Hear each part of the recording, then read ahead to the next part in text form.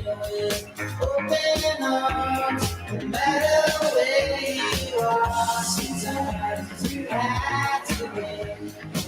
Our business before Job Nimbus was much smaller. A lot of running between offices to make sure everyone's on the same page. A lot of just hunting things down. Spent about a year researching CRMs, and phone call after demo after whatever, I felt myself going, where's the tool? So as we've grown in scale, Job Nimbus has helped us grow because it's taken a lot of the manual work out of it for us. Now your business can basically operate 24/7 without you having to do anything. And Job Nimbus was like a blank canvas to where you were able to kind of pick and choose what you wanted to use. And it was awesome with the boards. We could say, I can pass this along to our ordering manager, and I don't have to get up and put the folder on his desk. The best part about Job Nimbus is the fact that on your cell phone, you can be out in the field and have access to all the documents. You can have access to the photos you took before. You can add photos as you go along. It's practically having my computer in my hand without having my computer in my hand. You're looking for software because you need to solve problems internally, externally, organizationally. You're looking for a solution to those problems, and Job Nimbus is it. So you have a problem, fix it, get it done, get off the fence, and go ahead and get signed up.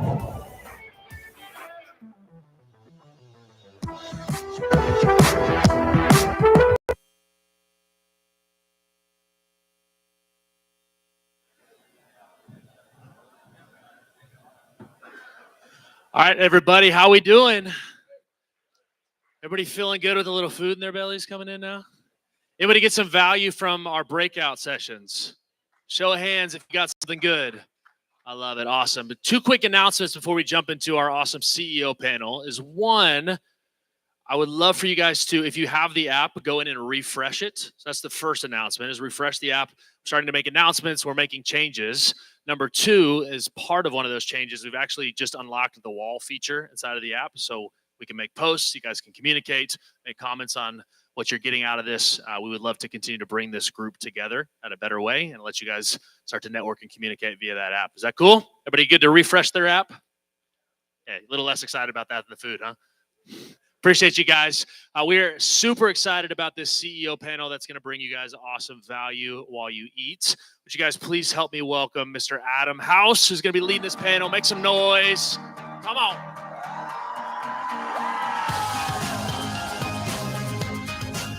How's everybody doing today? Doing well. This morning was super inspiring. I've followed Inky Johnson for about a year now, and changed my life. I have 4 boys that play hockey, and just loving that motivation and mindset. And the thing that stood out to me the most was you can't inherit character.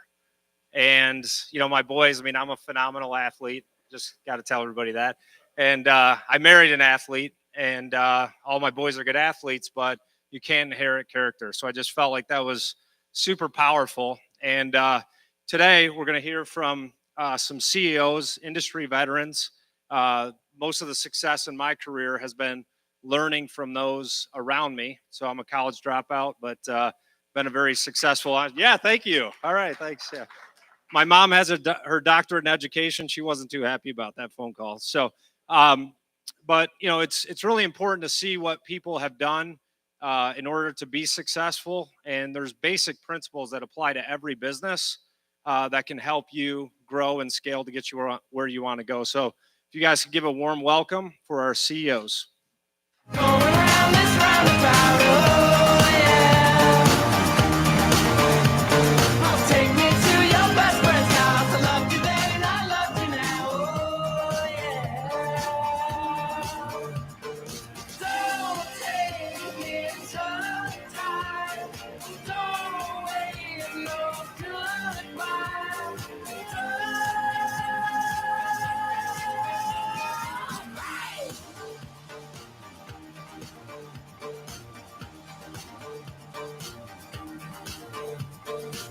All right, so this is going to be interesting. We have 6 CEOs and only 3 microphones. So we're going to see how this goes here. But it'd be great for them to just give us a quick introduction on themselves, how they got in the industry, and then some size and scope of your business. So we'll start with you, Will. Absolutely. My name's Will Miller. I'm the owner of Priority Roofing. I started in the roofing industry when I was knocking doors at 19 years old. Didn't start selling roofs even, was knocking doors to set up the inspection for the person that would come behind me and sell the roof. I got into selling roofs shortly after that, sold roofs for about 6 years, and started Priority Roofing in 2016. From 2016 until now, we've grown to just over 60 million in total revenue across 5 locations. That was last year. This year, we are at 7 locations, and next year we'll have 11 total. So, How big's your glad to team? be here. How big's your team? Total sales force is right under 200 total, about 190 sales reps. And then each location has a brick and mortar office. So you've got an office staff of anywhere between 2 and 7 office personnel in each location. And then a project management team that manages the jobs. And that's going to be probably 2 to 6 project managers. I don't know if I've ever done the math. It wasn't meant to stump you. So our CRM has 280 users. There we go. There we go. You got to pass. Daniel Young with Kingdom Roofing. We're based out of Indiana. I got into the business in 2011. A couple that went to our church introduced me to their son, who is a national storm chaser. He came really from the hurricane, tornado, and hail industry. He was in the second year of a storm and wrapping it up. There was about 60 days to wrap up this office.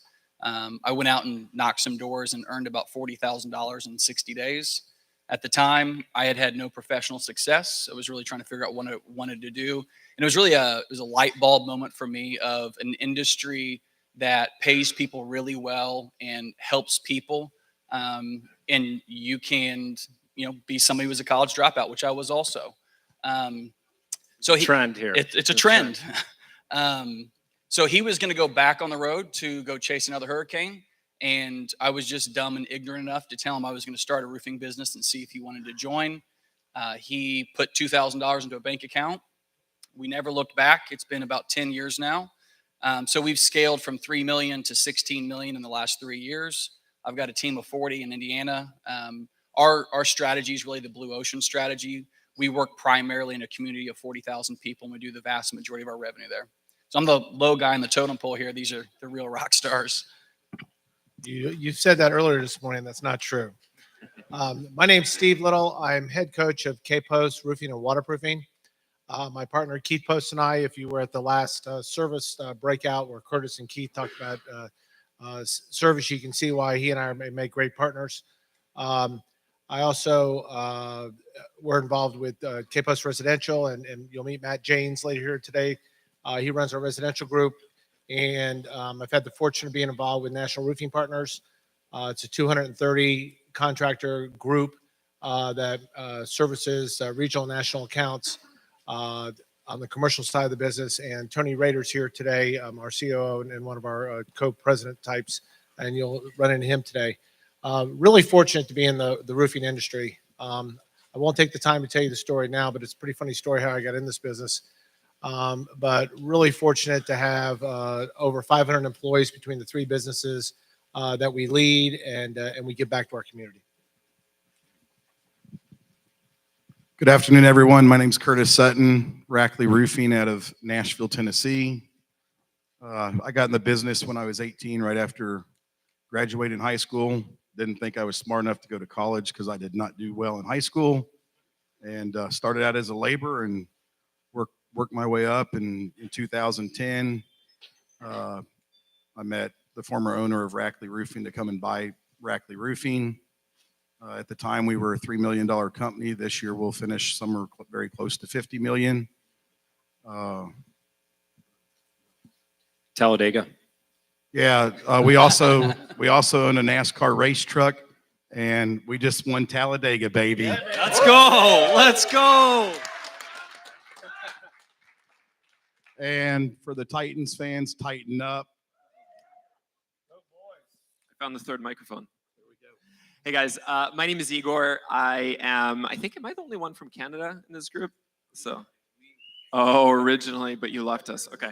Anyway, so guys, I run a company called Breakthrough Academy. My background is a bit different, so I don't actually run a contracting company anymore. So second thing that makes me different, I guess, than these guys. But a bit about my background. So I was a painting contractor for 7 years in total, starting right from when I was 18 years old. So ran a painting company. By the end of that, we had like 20 something divisions in a whole bunch of different cities, the geography kind of thousands of miles apart, tons of different crews, different divisional managers. And that kind of experience really led me to figure out the importance of systemization. So like when I think about my strengths in business, like I'm a business operations and systems kind of guy.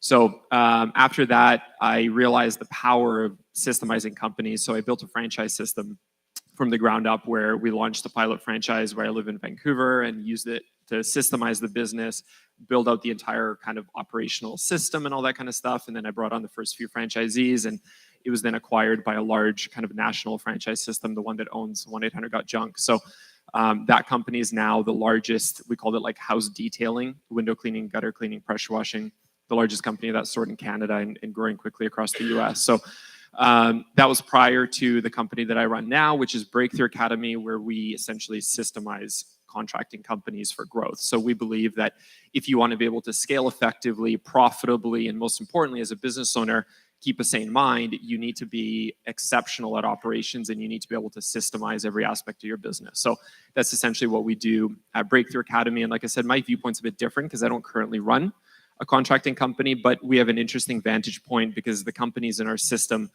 do a combined, I think it's like over $1.6 billion a year in revenue. So we have an interesting kind of view on really what creates success. So that'll kind of be my value add. Will be more on that front than some specific stuff around roofing. So that's me.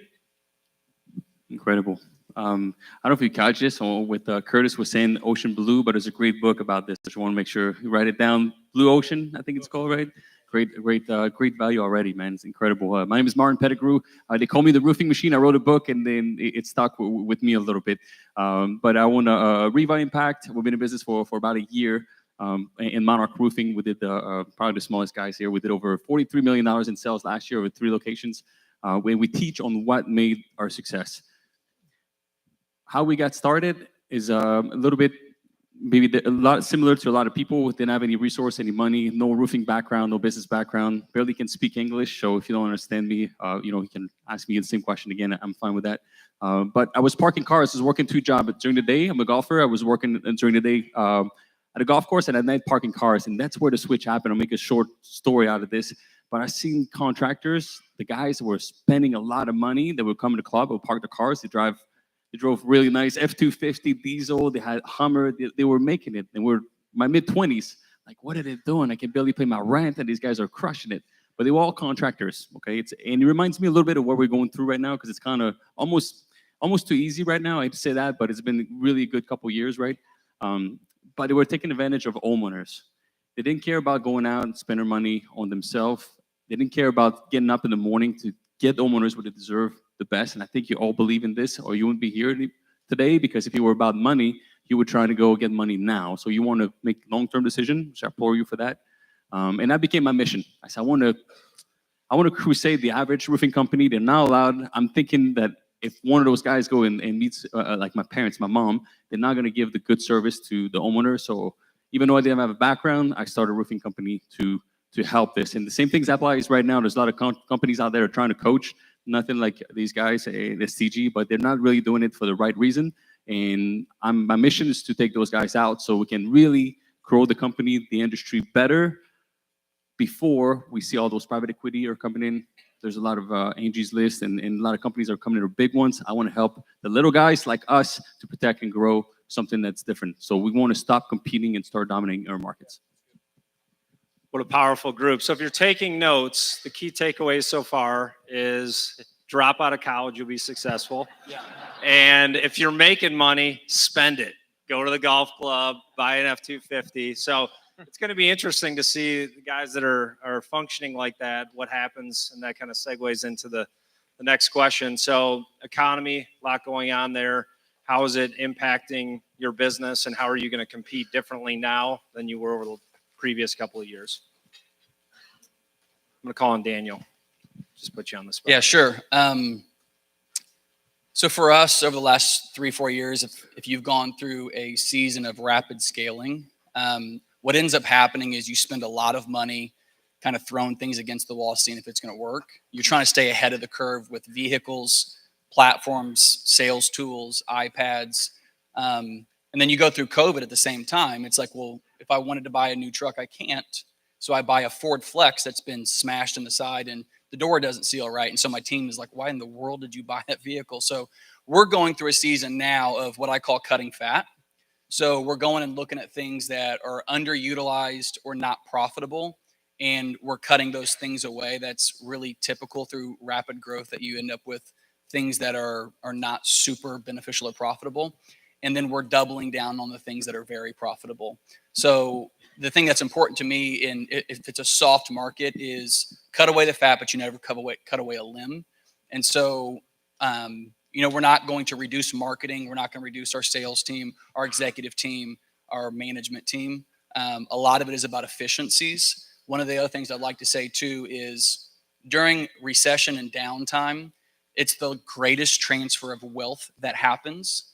The people make the most money in the stock markets, the most money in private businesses. And so what's happening is typically big dogs get bigger and small dogs go home. And so we're looking to gain market share in a very efficient way and make really wise decisions. But for me, I think the biggest mistake that somebody can make during a soft season is to cut back their marketing. It's the lifeblood. Always have to continue generating leads and branding. Anyone else want to add to that? Steve? So during the 07, 08, 09 recession, we had our best growth period ever. Yeah. We told our employees and our families to quit watching the television, get on the internet, throw the newspapers away. You control your destiny. I think Inky said it earlier just today. It doesn't matter what the adversity is, you control your destiny. Somebody earlier heard me answer somebody, how you doing? I said, I'm doing fantastic. You have a choice. Yeah. You've got a choice when you get up in the morning what you want to do. We are adapting. COVID changed everything. Supply chain changed everything in how business is done. But we adapted. We've gone from carrying $500,000 worth of inventory to carrying $4.5 million worth of inventory. We've had the best backlog in the history of our company. It looks like we're going to have the best revenue year in 2023 because of it. And along with that, some of the best profit years. So the environment, if it's a recession, the rich get richer. Right. And in an economy where there's not a recession, well, then the rich can even do better. Yeah. So I'm not comparing that all roofers are rich. I'm just saying that you have control of your destiny and take control of it. Well, we started in 2007, so it was probably the worst time to start a business. Even when we trying to get insurance, my insurance agent had a bunch of bucks right by the front door. It's like, wow, man, this guy's crushing it. There's bucks. He needs a bigger office. Then when I finally met him, he's like, Martin, you really want to get insurance? Everybody's quitting right now. I'm my box here by the front desk at my front door because I'm quitting myself. I'm retiring. I'm done with this thing. And I'm done dealing with all you contractors and not paying your bills. So it gave me a reflex that I'm maximizing every single opportunity I have. I'm not taking anything for granted. So there's always an opportunity into the hard time. In 2000, every time I tried to retract to protect the company, it always bit me. It bit me in 2014 when there was a little bit of slow winter. So we started like, all right, I can't handle, and we owners were thinking like this sometimes. All right, I don't need to hire anybody else. I'll just do it myself. We'll be fine, right? You're late to this, and then the storm hit. So we got in trouble. To me, it's to find a way to plan the future without knowing. Nobody knows. In 2020, when COVID hit, everybody got so scared. Everybody started to be fear, right? False event appearing real. People freeze then. When people freeze, it's your advantage to push forward. And we started hiring people. It's crazy. We're trying to hire people. I say, we can never hire people. It's so hard to hire people. And now we have the opportunity. Everybody's unemployed. Perfect. We hired a ton of good guys, and it helped us to grow tremendously. Adam, I just want to follow that up with, this is a time to invest in your company, invest in your employees. In times of uncertainty, employees get concerned of what's going on. And if they see you as a leader reinvesting in your company, it brings calm waters to the economy. Can you give some examples of that? It's not just raising pay and how would you practically advise the group to do that? Well, Keith and I, we made a conscious decision to put $4 million more in our business. In an economy that it's absolutely crazy to do this, and in the commercial side of the business where you can get membrane, but you can't get ISO, or you can't get fasteners, but you got plenty of adhesives and things like that. We just sat down with our partners that were in the market and said, look, we've given you a lot of business for a lot of years. It's time for you to come back and reciprocate. And so we went on allocation with a number of the manufacturers, and we started taking inventory. And then our sales team, God bless them, they turned around and said, you know something, we're going to take this lemon and make lemonades out of it. So they went to the market and they said, hey, look, our company has reinvested back in us, and we've bought inventory, and we did that so we could help you control pricing, and we could help you control doing your projects. And all of a sudden, it went from the architects and the specifiers controlling the industry to us controlling our own destiny.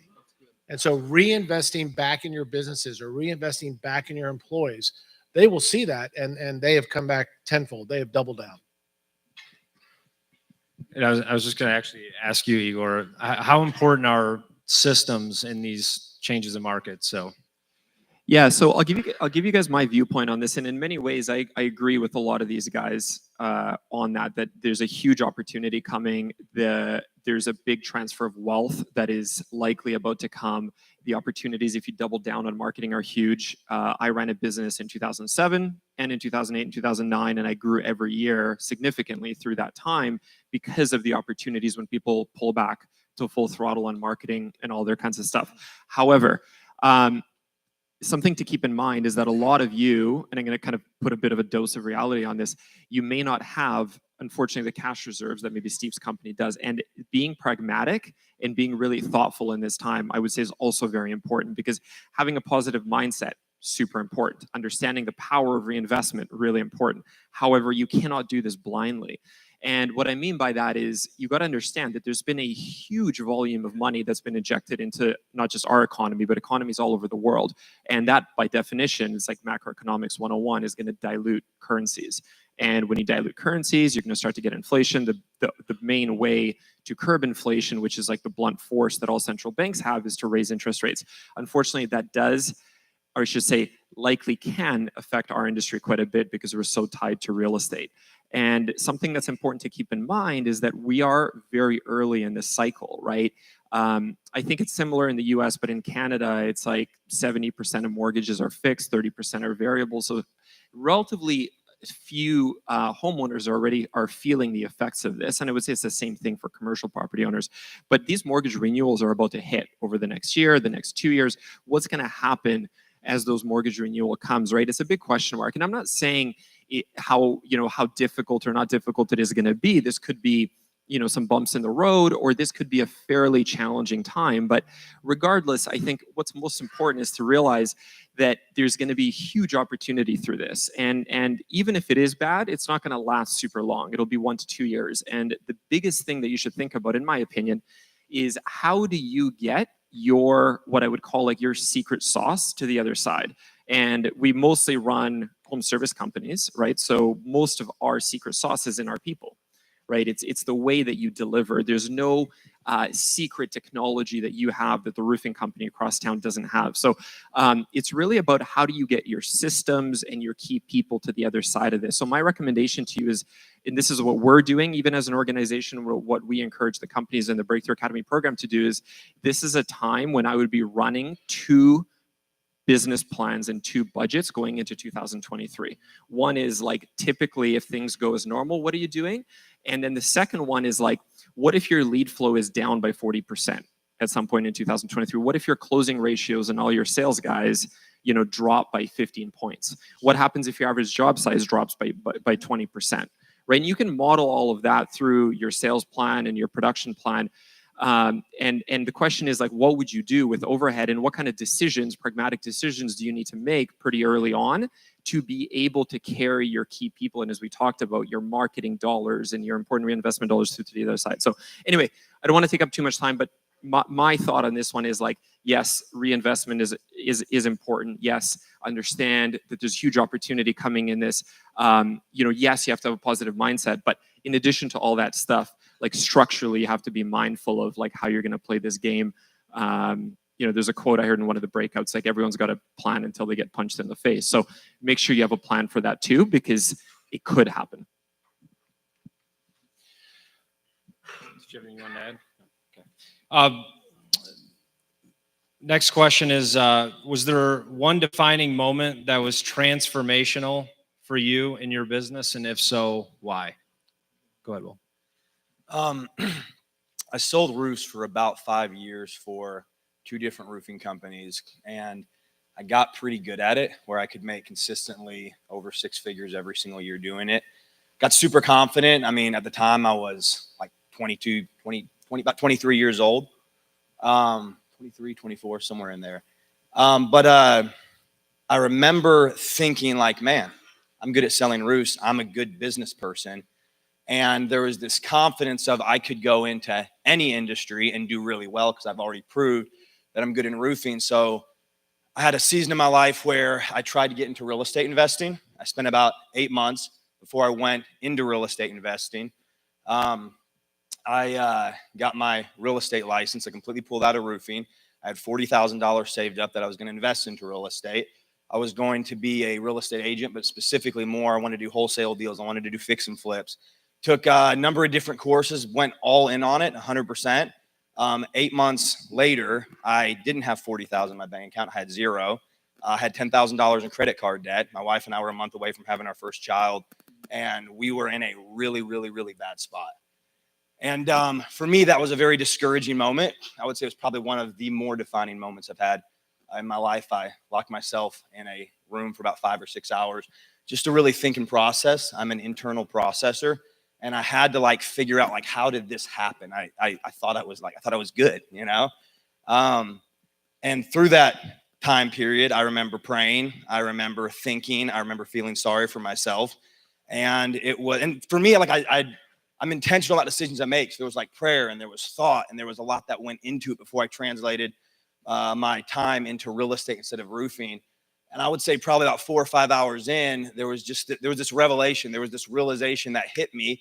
I believe it came from God, but I mean, hey, you can call it whatever you want, right? But there was all of a sudden this realization that every single person that has done anything and been successful at it has gotten to that point of success by doing the same thing over and over and over and over and over and over and over and over until they got good enough at it that they were above average at it enough to be successful at it, right? And then I thought back to my own roofing career when I first started knocking doors when I was 19. I did it for 4 months, and I decided I wanted to sell roofs. I sold roofs for 4 months, and I did really, really bad at it. I worked consistent hours, and I made $400 over a 4-month time period, and I went back to knocking doors. And then I got back into selling roofs after I knocked doors for a while. And then I did well the second time I did it. But it just hit me like, and then you look at like professional athletes, right? And I could say, well, hey, like and you can cut me off if I'm going too long here. All right. But I could look at myself. I said, hey, like I love playing football in high school, but I was 170 pounds and I worked harder than everybody else. And I would never be a 240-pound linebacker. And that's what I played in high school. I did good in high school, could never play college ball. And you look at individuals that make the NFL, you're like, well, man, they have a amazing genetic predisposition, but for every single one that made the NFL, I promise you there's 1,000 others that are just as genetically predispositioned as them that didn't do the same thing over and over and over and over. And same thing with the music industry. Like, it'd be awesome if I had a good voice. I can sing for you. I love singing. You guys probably wouldn't love it. But for every single person that is on the top 10 list in Spotify, there's 1,000 other people that are just as genetically predispositioned as them. They didn't travel across America on tour buses, sleeping in Motel 6s, putting a family on the back burner because they had to do what their dream was, and they had to do it until they finally got their shot, right? So for me, I realized I had a choice. I could continue into real estate, or I could go back into roofing. At roofing, I have 5 years of experience. In real estate, I have 8 months. It would take me 4 years and 4 months to get as good at real estate as I was at roofing. And that's the point for me when I made the decision that for the rest of my life, from a career standpoint, I'm going to be in roofing, and I'm going to continue to do it. I'm going to do it over and over and over and over until I get really good at it. So the difference between me and a lot of other individuals is I've been in roofing for 12 years, and I got in when I was 19. So now I'm 31. Yeah, we did 60 million in revenue last year, but it's not because I'm awesome. It's because I started young, right? But for me, that was a very defining moment. And at that point, I never looked back, and I can tell you when I'm 61, from a career standpoint, I'm still going to be selling roofs. Yeah, and I think we should clap after that, right? I mean, he wants to do this for the rest of his life. I mean, we can even stand up. No, what I hear there, similar to my story, just kind of, starting multiple businesses. Like, you have to be obsessed with the process, and people talk about that, but you also have to have a goal, because people know, like, hey, Adam, I'm grinding, I'm up. Like, if you're just grinding yourself, you turn into a pile of dust, right? You got to have a goal. He's got a purpose. He's chasing it, and really obsessed with the process, with a goal in mind. Anyone else want to add to that transformational story in your business? The question was, who won Talladega last weekend? So there we go. We're gonna ride that one. So share with us a transformational moment in your business. I think a transformational moment for Rackley Roofing was, I would say, when we promoted Michelle Boykin to COO. One of the very first women to be promoted for COO. And, since then, now she's the chair / whatever president for National Women in Roofing. So, for us, we were in a very diversified company at the time, and we're very diversified now. And that's been part of our growth. I think the other thing, to go back on the conversation earlier about the recession, Rackley Roofing, 33% of our business is service. So for us, we don't even talk about recession, because if there is one, that's just going to make the service larger. So it's not something we even discuss within our business. But thank you, Michelle. I think one of the biggest thing I learned through it, there's a lot of learning lessons for sure. I failed at everything, I can promise you that. But one of them is just the mindset of serving, the servant mentality. But by doing, a lot of times we want to teach, but people remember 5 to 10%. You tell them. If they write it down, maybe up to 20%. But if we can get it to ask questions, get engaged, maybe 50%. So this little story that I learned about serving by doing, and it came from a little bit from Jack Maxwell. I'm a big fan of him. John Maxwell, sorry, not Jack. There's one guy, his name is Darius, he's in Hilton Ed, and he's using company cam. We meet every morning for the production meeting, but somehow he doesn't take pictures. Company cam is awesome because we tell the homeowner, listen, we're going to be giving the link to the homeowner so they can see every single square inch of the roof. So it's good value for us when we sell roofs. We promise the homeowner will do that, but he's not doing it. We don't get complained, but we see the pictures are not getting taken. So in the morning meeting, and I'm talking about it, and one time I feel terrible about it, but I kind of embarrassed him. Like, we were going over the slides, I said, this is how you do it, simplify. But I called him out. I said, Darius, why are you not taking pictures, man? Just take the damn pictures, right? How easy is it to take pictures? You're on the job site all day. So at one point, I'm like, you know what? I got to get better. I got to serve. By doing, not by telling. I'm telling him to take pictures. He's not doing it. There's got to be something else. I went on a job site, and I promise you, this guy there is starting to show up late. Okay, it's been a couple days now. This is nagging. He's starting showing up late. His attitude's not the same. I'm going to the job site, guys. I promise you, it was flawless. The tarp installed properly. The air conditioning is covered. The truck is parked perfectly. The chalk under the wheels for the trailer. Phenomenal job set up. Like, wow, this guy's he's a monster. It's awesome. I'm so mad at him. I almost want to fire him because he's not following the process. So I go on the roof with him, and he's on the roof with me, and we're looking around, and I'm like, all right, Darius, we're looking. You guys are installing the tiger parts. Everything is beautiful. Is it, we're at this point now, Darius. You want to take your phone out and take some pictures. And then he looks at me with this white, non-emotional. He's looking at me. He's like, Martin, I'm so embarrassed right now, but I'm not taking pictures for a reason, but I'm so embarrassed to ask you before. I didn't want to ask you, but I got a new phone, and I don't have the password for Company Cam. How easy is it to get the password for Company Cam, right? So from that point on, I just helped him get a Company Cam the password so he could use it. So by serving, what John Maxwell is talking about is this: I do it. It doesn't say I tell you. It's I do it. I do it. You watch me. You do it. I watch you. And if you can go by yourself and do it, Darius can do it by himself. Then the power becomes the leadership when he can teach somebody else. So my servant mentality is to get people to teach others. If we can duplicate this, there's no limit for growing business. I think there was 2 moments in our company The first one was back in 2006. We were a little less than $15 million, and we had finished doing the coating on Texas Stadium, the big hole in the roof stadium that used to be here and now it's a parking lot. That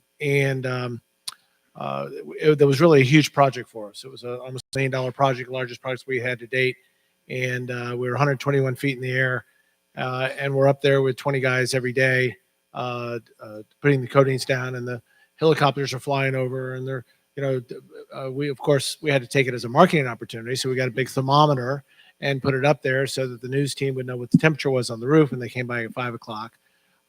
But that really led us to bidding on AT&T Stadium, which was called Cowboy Stadium until somebody put up $18 million a year to have their name on it.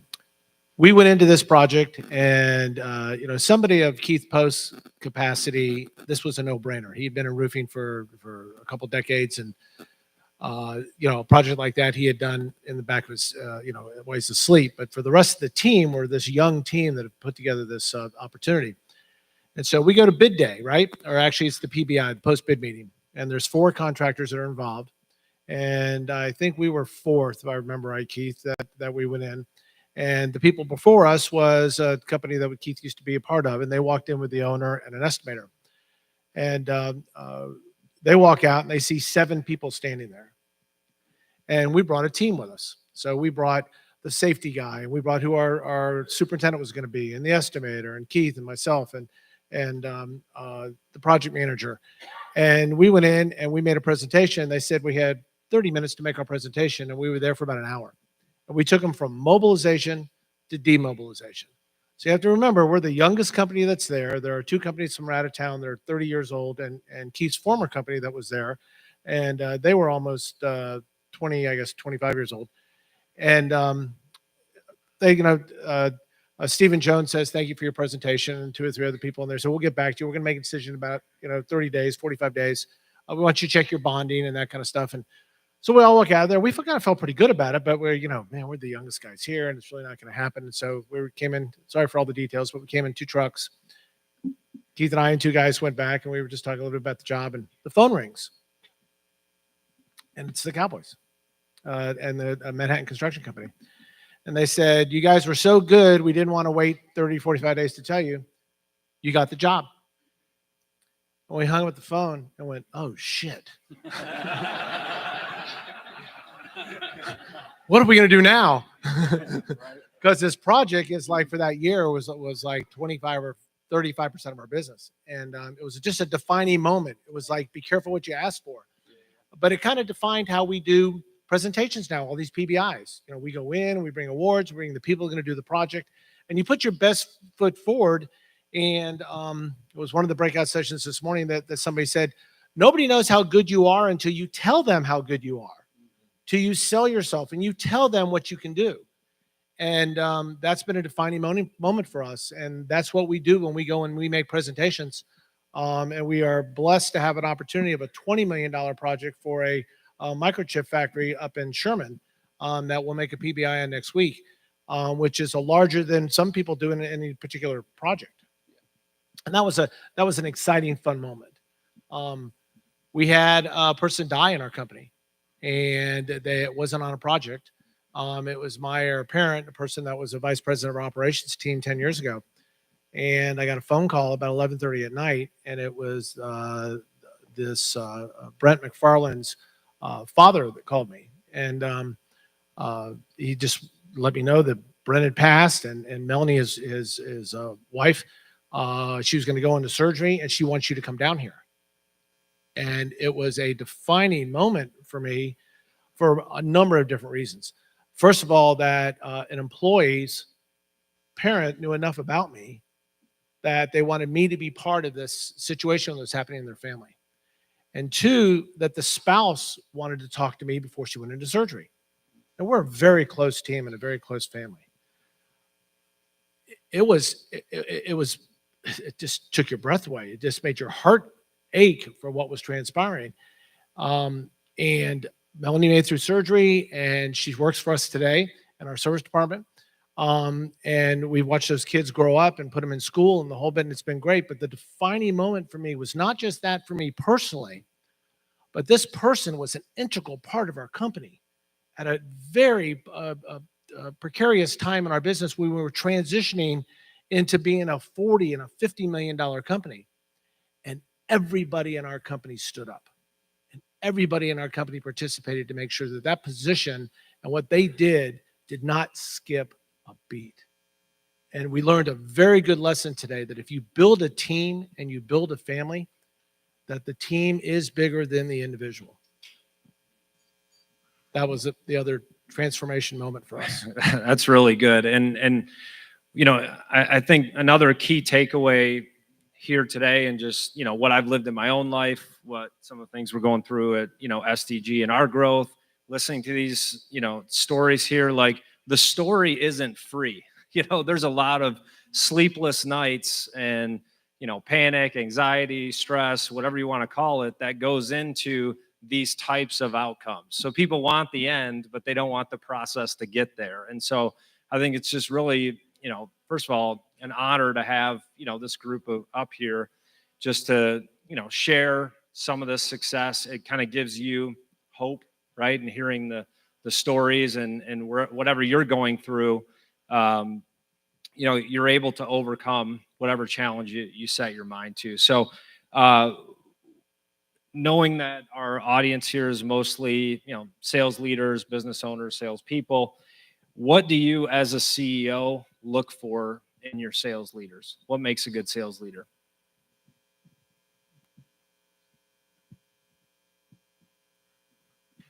This is a first. We're all being Everyone's respectful quiet. to each other, I not know. to- This. Anybody? Martin, go ahead.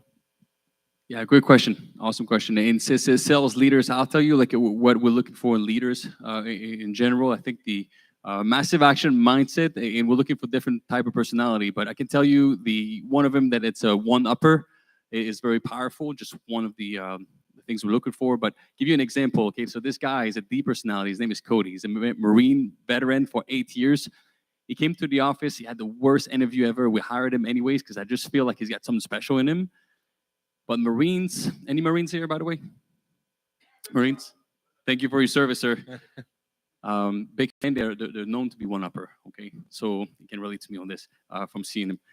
But this guy's a D personality, okay? These are driven by reward and one-upping each other. So Cody in his first month comes in the office and it's 6:15. I'm coming in the office at 6:10, and he comes in the office at 6:05. I come in at 6 because I'm a competitor as well. So it's 5, it's 6, it's 5:55, it's 5. Finally at 5:45, it's about it. Okay, so we go a couple days at 5:45. He's not showing up earlier than that, so I got him. Then one day I come home from, I mean, that's in Hilton Head, it's 4 hours away. So one weekend I take my wife down to back to Hilton Head. And I left my truck at the office. So I ran to the office on Monday morning.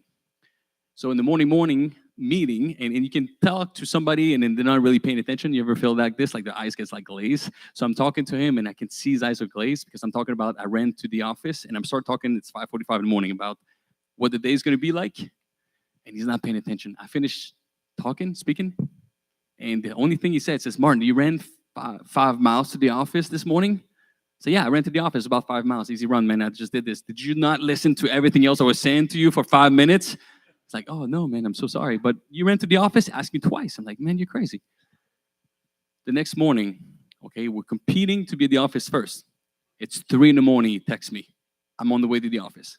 I'm like, all right, whatever, Marine, you won, buddy. Merry Christmas, whatever, have fun. Be at the office 3 hours earlier. Then he texts me back at 4. I'm like, what the hell is wrong? I'm on the way to the office. Still on the way to the office? It's been an hour. How far do you live? And then at 5:30, he says, I just got to the office. Well, this freaking guy, man, this Marine, ran to the office. The only difference, he lives 23 miles away from the office. So one-upping, massive action. I will do better than you. You want to do 1, I'll do 2. Constantly, every single month. Like, it's so annoying. He'll text me this morning, who's winning the belt? You know, in sales belt, he wants to win the belt. He doesn't even care about money. It's like, who's winning the belt? I'm like, bro, it's October 6th. You're gonna ask me this every day now, you know? So, but that's intensity, and he wants to lead. He wants to win. He wants to outdo other people, but he wants to help others grow as well. The best leader to help others grow. He's the biggest servant I ever met, but he leads with massive action, whatever it takes mentality, so he can learn by showing up and working extra hours. If you add just 1 hour more of work every day other than other people, that's 365 hours more. You're going to gain 9 weeks on your competition if they do 40 hours a week. So imagine this guy working 60, 70, if you work 100 hours, how much more advanced you're going to be. I'll make it simple. That's why we hire STG. You know, all of us weren't fast to come up here and say, oh, we know the right answer. I mean, and all of us have hired your company. So I think for any leader, whether it's a sales manager or what it is, I think a leader's got to listen to other people. You know, I mean, they got to care about that person and they got to help that person, you know, whether it's, you know, something that's going on in their personal life. But I also think that it's a struggle. You know, we're driven. Sometimes we care about sales as owners. You know, we care to be the best that we could be. We always want to grow as a company. If a salesperson's struggling for 3 months, there's probably something going on with them. And you got to sit and you got to listen. Maybe there's something going on with their child. You know, maybe their wife or their husband, they're getting a divorce. So I think that's the most important thing is just care about people. But you got to care about your janitor or your secretary just as much as your top performing salesperson. So that's how we approach it at our company. And well, we hire from our core values first and foremost, and we fire from our core values. So if you don't have core values that are set up in your company, I would tell you today, take the time, take the energy. You obviously believe in investing in yourselves and your company because you're here, but set up core values because they will really be just good guidelines for you to be able to manage your entire company. I believe that God gave us 2 ears and 1 mouth. So I like to hire salespeople that like to listen more than they talk. I think that that's part of the trust factor that goes in sales. And so I will tell you that that's a requirement for us when we go to hire somebody. I also like to hire from the class of trade that they're going to be selling in. So somebody that knows the industry and how they bought the product in the past or how they bought the services in the past, that they know exactly what that industry needs and how to make that happen. We were in a commercial breakout this morning, and there was lots of conversations about CRM and sales calls and units and those type of things. And my team will tell you as a head coach, I can be an ass sometimes about, have you made your 70 calls this week? And have you turned in your CRM? And have you done that stuff? And I think I'm watching some nodding heads over here on this side of the room. But the reality is that there's not a commercial salesperson on our team that has sold less than $15 million this year. And in our service side of the business, there's not anybody that hasn't sold $2 million. And it's because we believe in a very long-term approach. We set a culture up of family, and we just don't talk about it. We actually do it. And you have to walk the talk. You have to do it.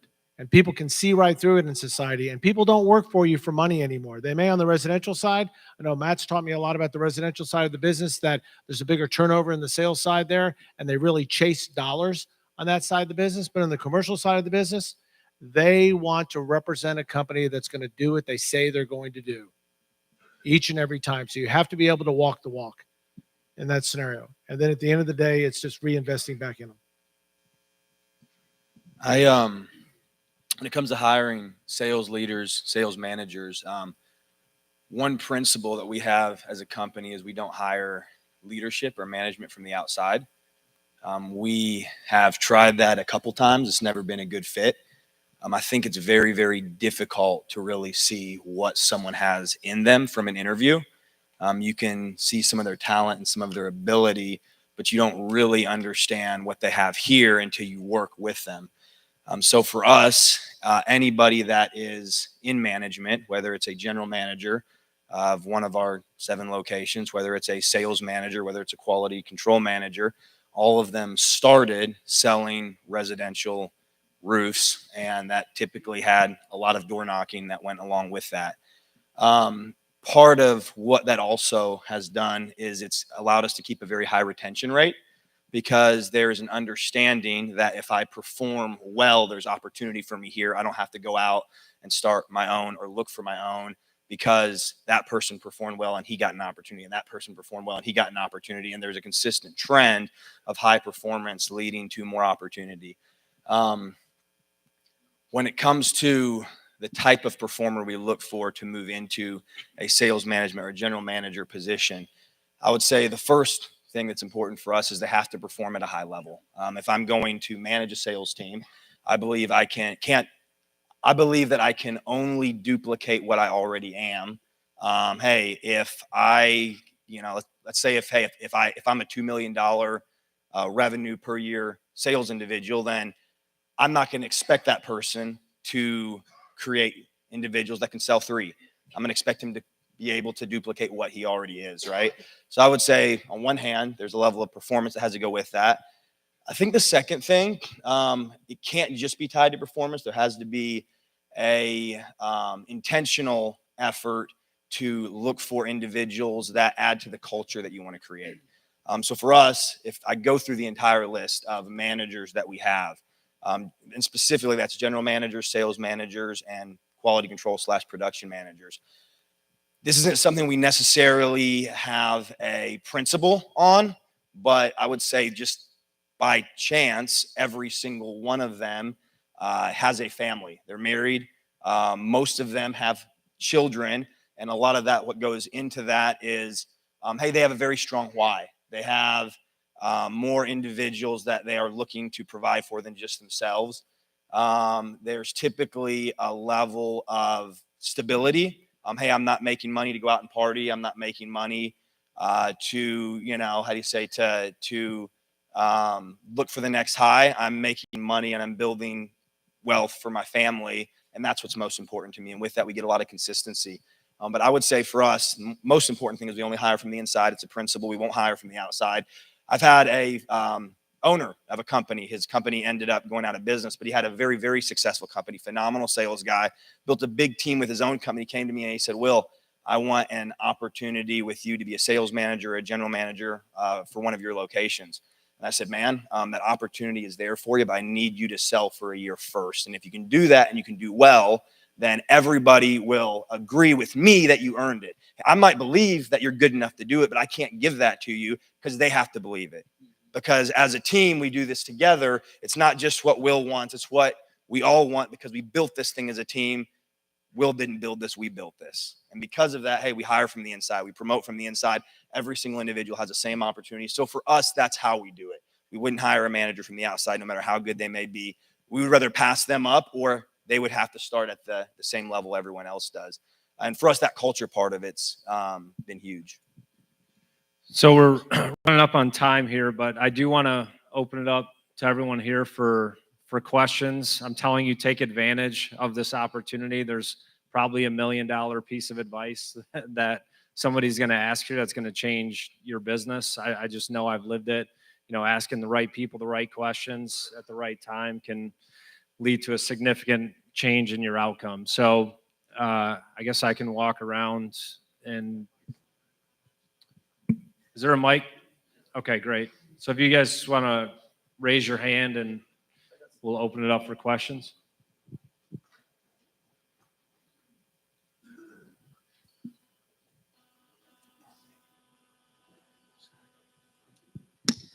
Yeah, my question is, what do those 70 calls a week look like for your commercial salespeople? They'll range from presentations, follow-ups, phone calls. Basically, those 3 is what we look for in that. Some kind of touch with the client. My question would be, once you begin to build a team and your shift and you have to make that shift of yeah, I'm not very tall, so I just sat down and, Oh, okay. And once you make that shift of, because my role is changing where now I'm having to pour into my team more than I'm having to hold on to other habits that I used to do. So when you're in that transition and your routine begins to change, your habits and how you spend your time and energy, what is the best kind of way that you do that? Do you consider like timing or instinct?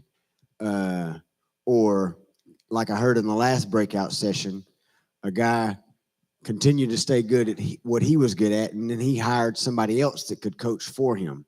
What are some, tips that y'all could do say for that? I'll answer that real quick. So one of the things that you're talking about is the difference between working in your business versus on your business. And so what I found in that transition is in the beginning, it just added to my workload. So I wasn't shifting the 60 hours. I was actually adding 10 or 15 hours. And then from there, I'm trying to identify the next leader. And so a lot of the focus, in my opinion, should be training, coaching, and developing somebody that can start to fill in that role. Once you get to 5, 6, 7 salesmen, you really need a sales trainer or a sales manager. And when you're looking for that person, I think it really just determines what kind of business you want to run. Do you want to run a residential retail, residential insurance? Like Steve was saying, hiring from your values. For us specifically, we were looking to run a high-end retail business at a high price tag. And we recruited specifically from the window industry because they sell at a high margin, high price tag. And so I brought them in from the window, RBA actually, and brought them into the roofing industry. He didn't have bad habits that I needed to break internally. Historically, in my opinion, most roofers focus so much on insurance, they don't know how to sell. And so now we've shifted over to nearly 90% retail. And so I think finding the right leader for 3 months, he literally had a desk in my office. We were attached at the hip. And in the very beginning, we did everything together. I slowly started pulling away, and then I just stopped showing up to meetings, and he ran with it. And ever since then, he's produced at a very high level. And I'll just add one thing on this note. I think a lot of people understand that concept of like, you got to work on your business, not in it. You got to take more time to strategize. Like we've all heard that a million times. But the difference in the execution, I find like people are, generally speaking, especially contractors, way too slow to hire key people. Right? You always hear after the fact, like 3 months later, they're like, oh, thank God I made that hire. I wish I did it sooner. Like you hear that all the time. But I find people are a little bit hesitant on the trigger to make these key plays that are going to get you out of that stuff. Because the reality is most people are doing a lot of stuff that is not really at like your level, so to speak. And if you look at like just from like an hourly rate perspective, like if you're doing stuff that can be put to someone else for $100 an hour even, that's probably a very worthwhile move, because the stuff that you need to be cooking up in your head and making decisions on are worth way more than that, right? Like I don't personally, I don't look at email, I don't look at calendar, I'm super present where I am, because all those other tasks can be put to other people. So to your point of like hiring that person, them being in there with your office, you got to really like make a list of everything you do in a week. Whatever can go to someone else does need to. If you're to focus on that higher level stuff, right? Because to your point, you can't just add more to the 60-hour work week. Like you have to get stuff off of your calendar. So I to this day, like I have, I don't do it personally in the system that does, but like we look at the calendar and like, what did I do that week? And regularly the question is like, what of this stuff can go to other people? So you can't overload that calendar. I think your question was, as you're growing, you're getting more put on you and you can't take it off other people. So we operate off of EOS, and it's basically gets it once at capacity to do it along with core values. So our leadership team, there's 7 of us on it, and everybody knows that their role today might not be the same role tomorrow, because the capacity, they might just not be able to have the capacity to do it. So since we started EOS, which was 5-6 years ago, we had a CFO that had stepped down because it was just too much as we were growing. And then we also had a human resource HR step down because the capacity wasn't there, because we needed to keep hiring more people. So I would recommend reading EOS. That could help you. Reach out to some of us. Gino Wickman, the book's Traction, and the system is EOS. But I think you've asked one of the most pertinent questions that I've ever heard at a seminar. So I want to thank you for asking the question. There is a lot of brain trust in this room. We needed help in sales and getting a more disciplined sales deal. We hired Ryan Groth's group. We need help in service. We hired Greg Haynes' group. We needed help in mindset performance. We hired Chris Flickinger's group. Don't be afraid to hire what you don't know. Do not be afraid to hire what you don't know. The other thing is I had a personal coach. Keith's had a personal coach for a number of years. And one of the things that P.D. Parker told me, she says, you need to learn to trust and let go. Because the person that's going to do the job is not necessarily going to do it the way you're going to do it, but they're going to take your core principles and the processes that you've put in your business, and they're going to execute them with their personality and their experience as well. And you have to be able to turn your head and say, they did not get to 4 the same way you would have gotten there. They got there to 1 and 3, and you got there to 2 to 2, but you still got to 4. Or if they got to 3.75, you have to be satisfied with that because they're going to grow into the position. And that is the hardest thing we do as business owners and as leaders is we rush people too fast. Or if they're not doing it the exact way we would have done it, then they're off the bus. And that's just not the case. So we're telling you about EOS, but also EOR's company. And what he's done is come in and put business principles and processes into companies. Don't be afraid to seek help. It's here. There's a great vendor room. I don't know if you guys have been in it, but what they've assembled here and the people that are in that room, that's the top of the class of our industry. Take the time to go and talk to those folks because they can offer you some really good help. And at the end of the day, it's friggin' inexpensive. Somebody may say, hey, I'm going to charge you $20 or $30 or $50,000 or whatever to do it, but look at the size of company that you might want to build or get there. Why not take somebody who's got the experience and pave that way for you? Go see this man. If you need systems and disciplines or things you don't even know, find out what kind of business he has, how he might be able to help you. And it always helps to get outside perspective. No matter how much experience you have, how much talent you have, you need someone that's not in the weeds day in and day out to give you advice, to give you, coaching. Like why would Tiger Woods need a coach? Like what are you going to tell him about golf, right? But you need someone that's just outside of the emotion of the situation and give you that fresh perspective. So we're running up on time. I'll take one more question if we have it. If not, we're going to close out. Yes, sir, right there. While you're waiting, you guys here in the red in the front, you guys got the best looking shoes. They're golf shoes. You golfing today? Beautiful, man. The spikes on there, I can tell. No? Look like it. Beautiful. Thank you, guys. That was wonderful. As another way to influence the crowd for their benefit, you're leaders of great organizations. Can you share with them on a daily basis what 1 or 2 of your personal habits are that drive you to perform at such high levels? For me personally, I feel like it is super vital what you do before you start your day. So I feel like my day, most people think when I enter the office. So the 2 things for me specifically, when I wake up, the first thing I do is I put on worship music and I'm just talking to Holy Spirit. I've got to get my mind right because if I don't get that in, I approach scenarios completely different. If you're in my office, you would probably know if I spent that time alone and then just finding a place of peace. And then second, I'm typically consuming 45 minutes to an hour of content of some sort. It's typically audio because I'm doing other things in the morning, but I'm typically listening to Breakthrough Academy or Ryan Groth or one of these industry experts. And then I'm able to turn around and give those gold nuggets to my team. So I'm sending off links and emails to them. They're getting them at 8 in the morning, 7:30 in the morning, 9 in the morning of, hey, I listened to this. This is super vital for you and your department and where you're at. And it's really giving them guidance. And I'm allowing these industry experts, typically they specialize in 1 or 2 things at a very, very high level. And I don't have to be the one that's constantly feeding them. I've got these industry experts that are able to, to speak into their lives. Well, I'm a big fan of David Goggins. David Goggins is 10x what I can ever imagine on as far as pain tolerance, right?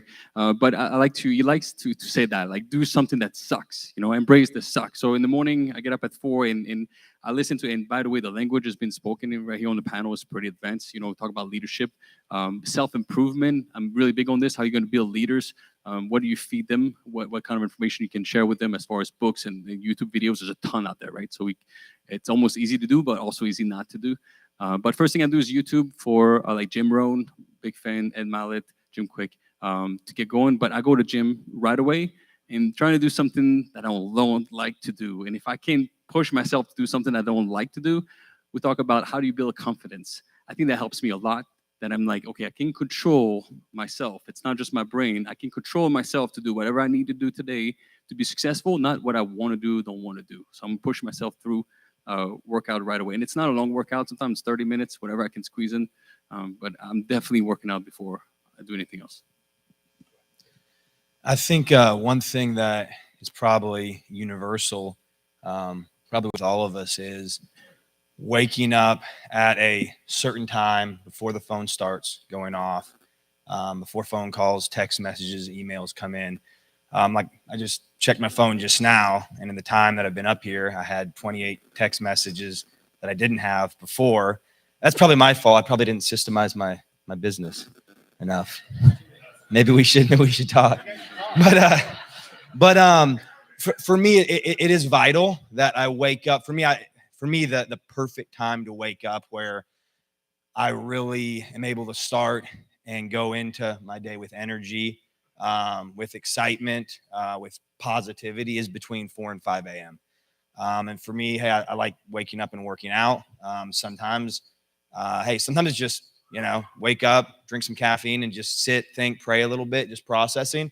But just because of how busy and how crazy things can get, I believe it's so important to have time where you're not constantly on the phone, time where you're not loaded down with stress, time where you have time to think, process, get excited about the future. And to an extent, hey, you want to work on your business, not in it, but when you're working on your business and it's growing, a lot of times that's the craziest, most stressful time frame you can go through, because you haven't been able to put systems in place yet, because you're trying something new, and those systems come as you build it. I believe it's so important to be able to have time where no one's going to call me, no one's going to text me. I have time to think. And then as I go into my day, hey, I've already had some time to really prepare and really run into it head first. Those mornings where I wake up at like 7 or 7:30, honestly, those aren't very fun days. And I would rather get less sleep and wake up between 4 and 5 to have some time for me personally to, when it hits 7 and it starts getting crazy, hey, I've already been at it for 2 or 3 hours. Like, let's go, let's do this. All right. So I don't set an alarm clock, so I never wake up tired. I just wake up when I wake up, but I'm usually in bed at 8:30 at night. So I'm up early. I would also say that my phone stays on silent 24 hours a day, 7 days a week. I noticed that when I was texting you about breakfast this morning. Yeah. No response. I look at it whenever I want to look at it. So my voicemail always says, I'm out of town. Please call the office. So I'll have a lot of people that reach out and say, hey, man, are you still out of town? Nope. But I want people to call the office. I don't want them calling my mobile number. So that's what works great for us. But you always get back to people. I usually do. So I get up at the same time between 4 and 5 o'clock every morning, and I spend the first hour of the day first giving thanks and reading scripture. But I also pay attention to my wife for that first hour of the day, and she gets up with me because of our crazy schedule. So I try the first hour of the day, family time, answer questions that she may have, interact with each other, share the day, that kind of stuff. Because I don't come home at night and just throw up about what happened on the day. I keep it to myself and just try to keep the stress of the day out of the home and just kind of internalize it and deal with it. But the first hour of the day, that's exactly what I'll do. I'll try not to set any appointments. My partner and I meet once a week at 6:30 in the morning, but the rest of them I try to push the appointments past 7:30. I told you there was $1 million advice here, and it was to pay attention to your wife in the morning. So I'm taking that one. I'm taking that one home, and I think that's a great one to end on right there. So I'm just going to go ahead and dismiss us. I think we have a 30-minute break. I don't quite know the schedule. Actually, Cole is back from the gym again, his third time today. So makes me want to work out right now. So I'm going to hand over to you. But can we I'll let you do your thing. I won't get the ovation going. Can we give a big round of applause for this amazing panel? You could have done it too. You can get him a shirt on. Thank you guys. So much value. You can just leave those mics on the chair. Awesome. So who would say that's valuable? Who's got some takeaways? Amazing. One thing I want to challenge you to do is you guys are getting a lot of information these couple days. Make sure you take notes and recap that stuff after the event. Don't let this be just information that comes in and you get inspired and then you leave and don't do anything with it. Like, take some time either this evening or after each evening or once the event is over and actually try to compile this and set some action items. One thing I love to do at events like this is take one action item from each session. Like, okay, I got all this inspiration. What's one thing I can take away from this? And so I challenge you to take some practical action. Let it be transformation, just not information. Can we do that? Is that cool with you guys? Awesome. So we're going to go into our next section of breakouts. And our fearless leader here, Mr. Ryan Groth, is going to come help explain these. Would you give it up for him? Come on, make some noise. Oh, man, this is going well. Great job, everybody. CEO panel, great job. Thank you guys for serving. So, all right, so check it out. In 12 minutes, we're going to go into breakouts. The first set of breakouts, we have Chris Flickinger. So he's a performance coach, a high-performance coach, got a lot of mindset training. He's recommended by Steve Little and 3 or 4 high-performing commercial roofers that I've been in their offices, know them well, and they've hired Chris. So I brought him in, and he's going to do a session. Everyone's invited for that. Will Miller, where are you at? You still here? Will Miller in the back is about to have a breakout. He's going to give his secret sauce, all about how he's grown into a $60 million and growing. Love Will. Thank you for being here, Will, and pouring out your best practices. We got Jake Bennington. Anybody, was Jake in the house?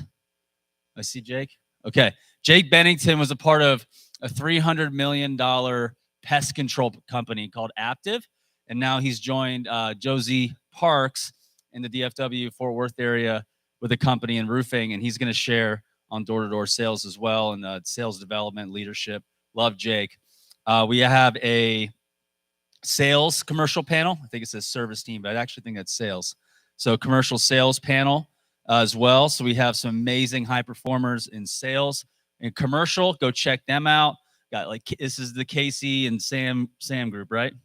Yeah. So Casey Minot, Sam Brokenshire, Josh Mock, Kim Baxter, right? That's that one.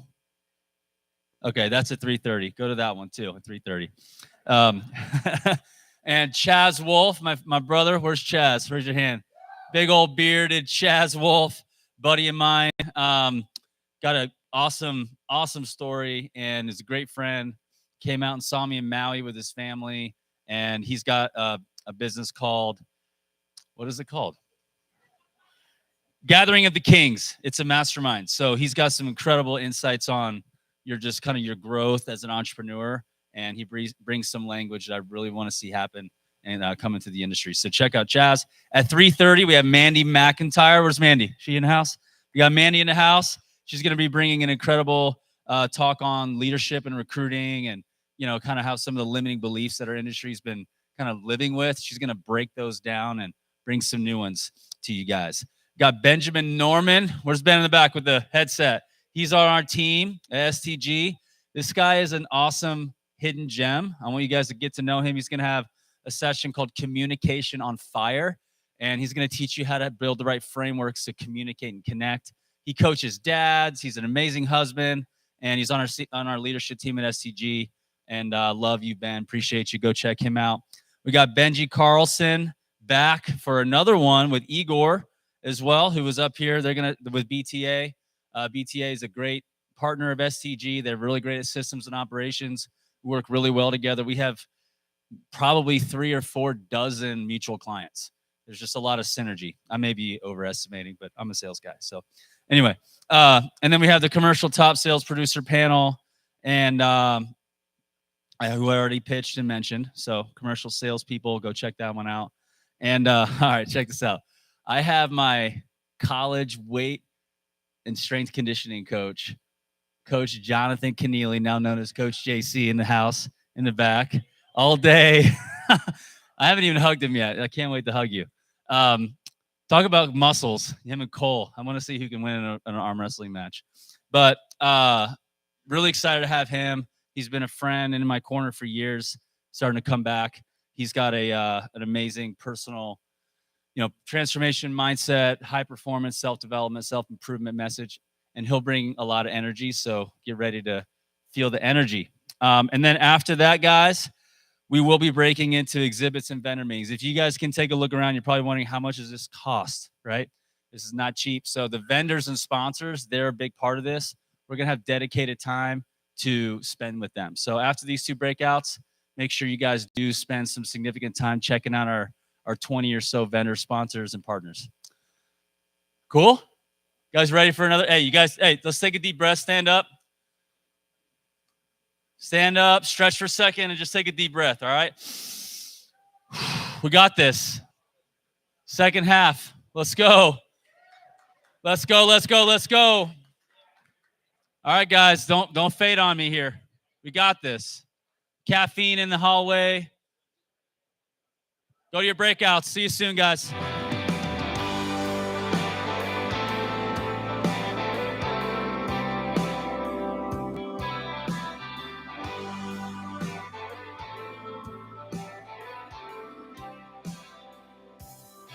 I always stare at the top of the door frames, walking through hallways.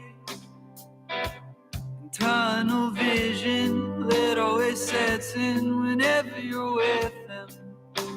And I always come down to a room that's all black, mine to unhide. Settle myself out, pacing around till I fall down.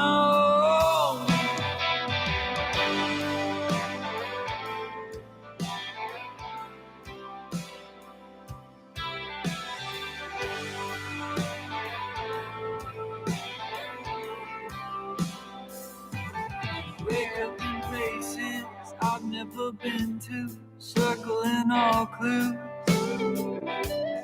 Contemplate leaving, I end up eating all their food. So where in the hell